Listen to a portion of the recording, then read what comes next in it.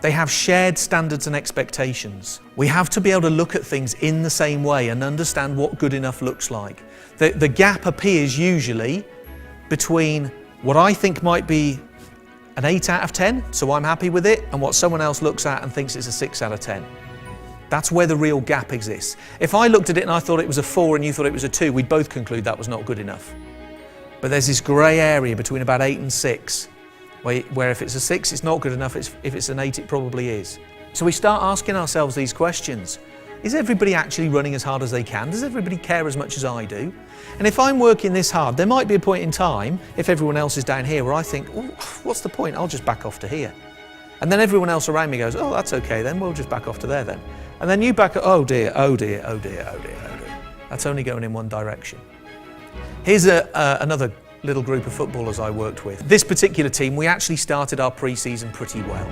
We were okay during the pre-season.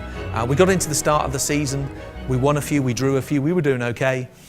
But actually as time went on, as August turned into September, we started to draw more and we started to lose a few as well.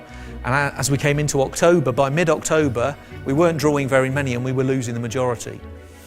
And I said to them, well, here's an idea. We videoed a pre-season training session. Why don't we video today's, and we'll come in at lunchtime, we'll put it on a split screen and we'll just watch it and see if there's any difference.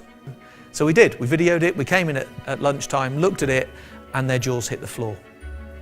The difference was vast. The practices were the same, the drills were the same, the exercises were the same, everything else was different.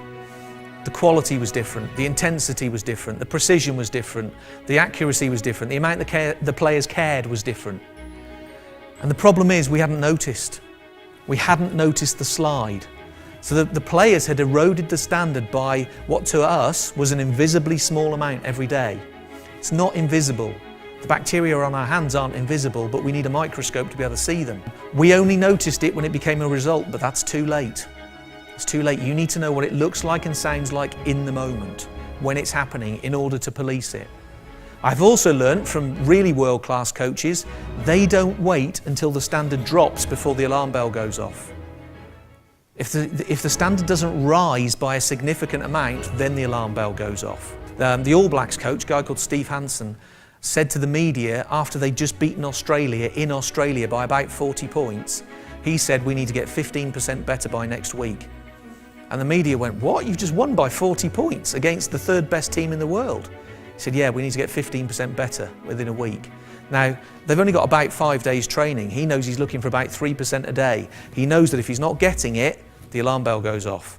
The way that they do it, they also have shared standards that they communicate through what they call SOPs, Standard Operating Procedures. The Red Arrows are very good at this. They understand that our standards don't start to be enforced when the aeroplanes are in the air. It starts a long time before that.